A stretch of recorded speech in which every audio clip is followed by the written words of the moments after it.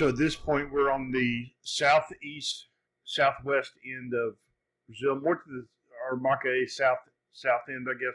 And we're heading out of Macaé. To my right is mostly neighborhoods, and if you go further beyond that, there is an area where they call the firms, and that's where the majority of a lot of the petroleum companies were. A lot of them closed down. I was surprised to go through there, but there were several companies in that area. Companies from Europe, Norway, the U.S., Houston, Texas, a lot of different places, and a lot of them pulled out. There's still some there, but this town shrunk a little bit. And there, so as we go out, this is going through a few neighborhoods here, and we're heading into an area that is sort of the industrial area, and it's called Park of Tubes. I guess it's a place where you're going to find a lot of the manufacturing of supplies, and Tube Park, I guess is what they call it, where they probably, or maybe you could say it's Pipe Park or something, and that's where they produce a lot of the pipes that are used in the petroleum industry.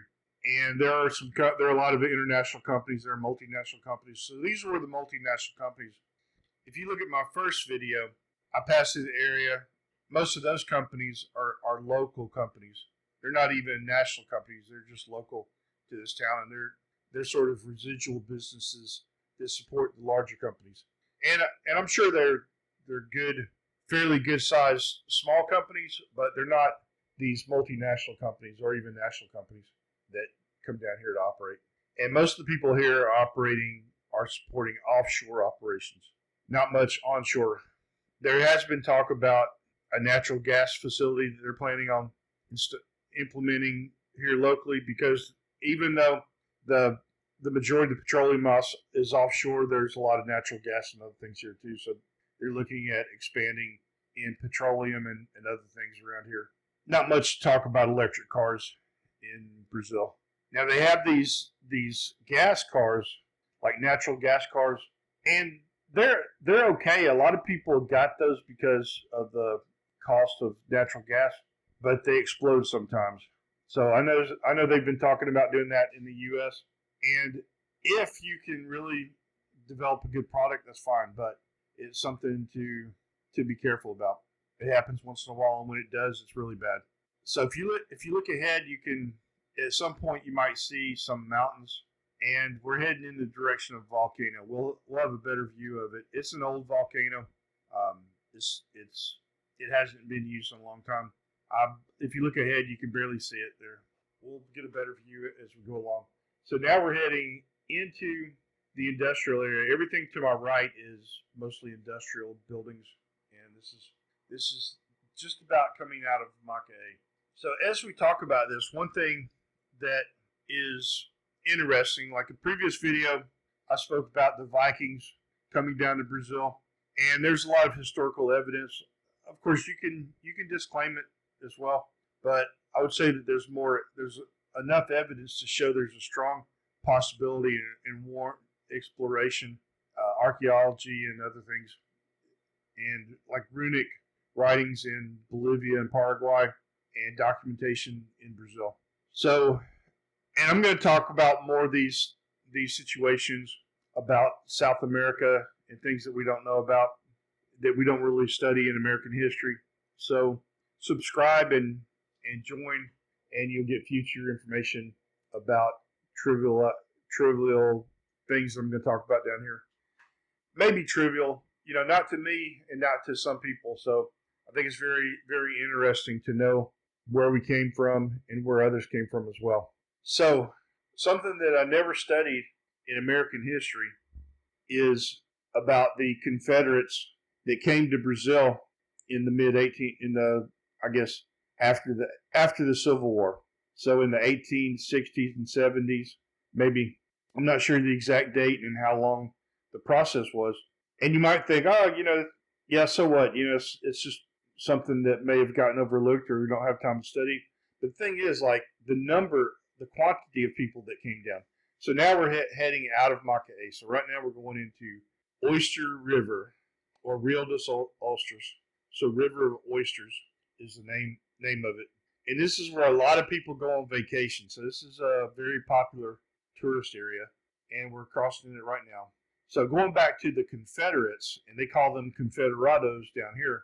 There's a town called Americana, which is known for the agriculture. It's agriculture. A lot of the export sugarcane, other things are produced there, and it got its name because there were so many Americans living there.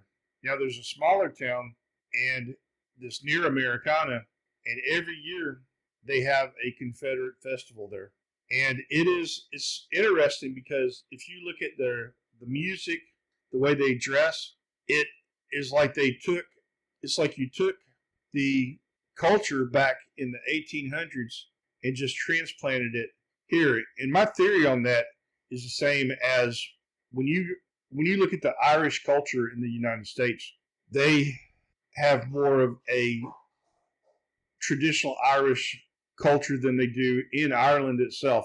And if you look at the German settlements, I'm going to talk about the German culture down here in Brazil as well. There's a big German culture in one of the southern states in Brazil, and close to here too. If you go to the west of this area right here, about an hour, there's a Swiss culture. There's a German culture. There are towns that you'll go through, and the signs at the rest stops are in German. But going back to the Confederate culture that was down here, it's like they took that culture and just preserved it. They said, well, this is how we live. This is our family, and they just held on to the culture and preserved it.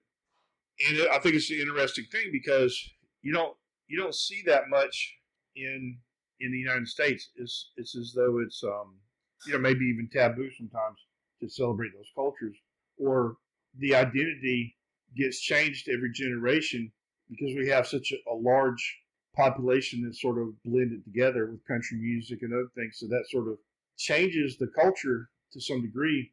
It creates a new identity and a new culture. So when we look at this culture from another lens, and of course it can be distorted as well. Maybe they mix some Brazilian culture into it too, but if you look at the way they celebrate, it's really interesting, and the music is more of the old time music.